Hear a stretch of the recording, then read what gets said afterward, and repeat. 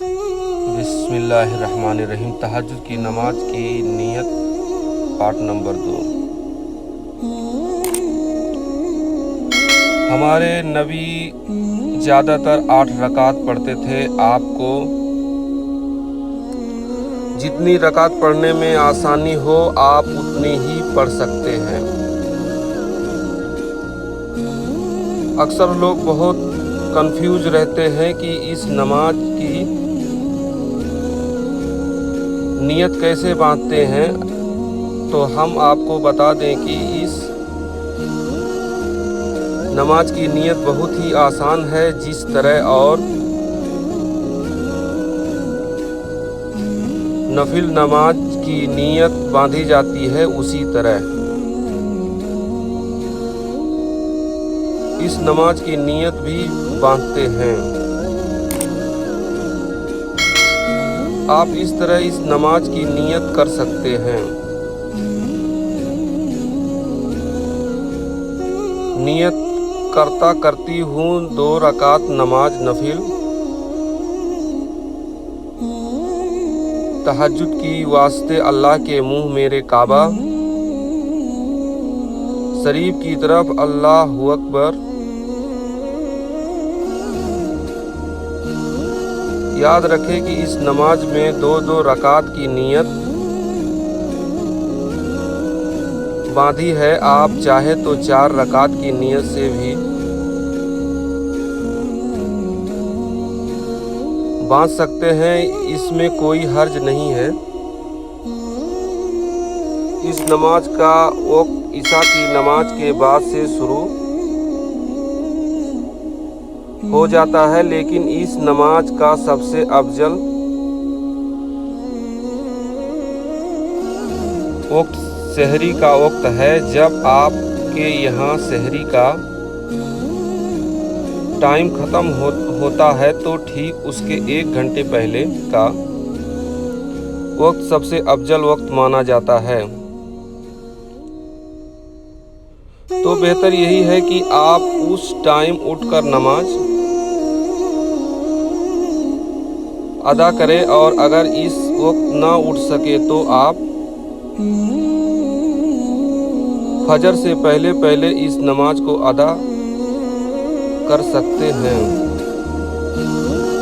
کیونکہ اس نماز کا وقت فجر کی نماز تک ہوتا ہے، اور افضل ٹائم ہم نے آپ کو اوپر بتا دیا ہے۔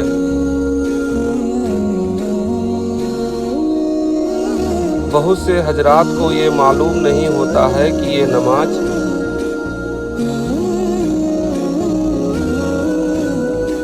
نفل ہے یا سنت، تو ہم آپ کو بتا دیں کہ یہ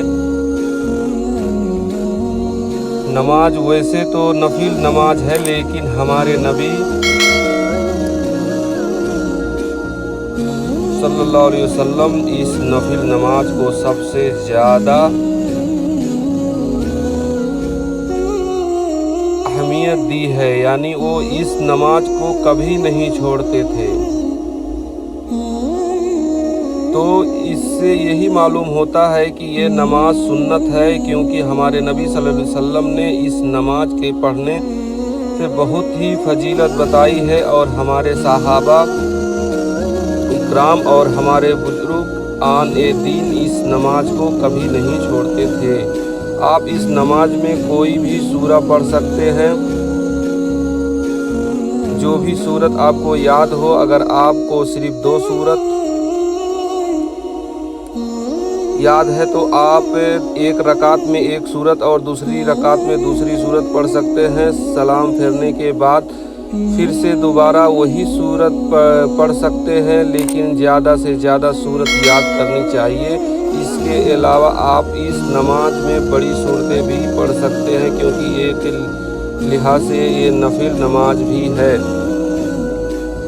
اور نفل نماز میں بڑی سورت پڑھنے سے زیادہ صحابہ ہے۔ آپ یوں کنفیوز نہ ہو کہ ہم نے اوپر کو سنت کہا ہے، لیکن فرضوں کے بعد سب سے اہم اعمال تہجد کی نماز۔ ناظرین، اس نماز کی یہ شمار بے حساب اور بہت بڑی فضیلت ہے۔ یہاں ہم آپ کو کچھ فضیلتیں بتا دے رہے ہیں۔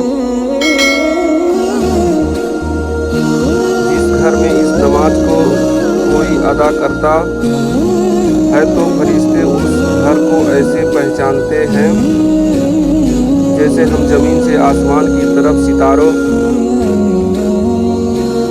کو پہچانتے ہیں، یعنی وہ گھر ستارے کی طرح چمکتا ہے۔ نبی کریم صلی اللہ علیہ وسلم نے ارشاد فرمایا، جو رات کے حصے میں نماز پڑھتا ہے تو اللہ دن میں اس کے چہرے کو نور سے منور کر دیتا ہے اور چہرے کو روشن کر دیتا ہے۔ اس نماز کے پڑھنے سے اللہ اس شخص کی دعا ضرور قبول فرماتا ہے۔ جو لوگ اس نماز کو ہمیشہ پڑھنے کی عادت بنا لیں گے تو اللہ تعالیٰ اسے جنت کے باغوں میں اور جنت کی نعمتوں عطا فرمائے گا۔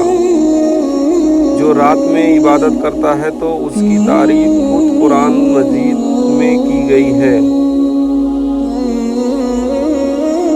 اس نماز کے پڑھنے کی فضیلت اتنی بڑی ہے کہ قرآن مجید میں اس کا ذکر بہت سی صورتوں میں ہوا ہے۔ جو شخص رات کے تہائی حصے میں اس نماز کو ادا کرتا ہے تو اللہ اس شخص کی دعا ضرور سنتا ہے اور اس بندے سے بہت خوش ہوتا ہے۔ فرض نماز کے بعد سب سے افضل نماز یہی ہے، یعنی رات کی نماز۔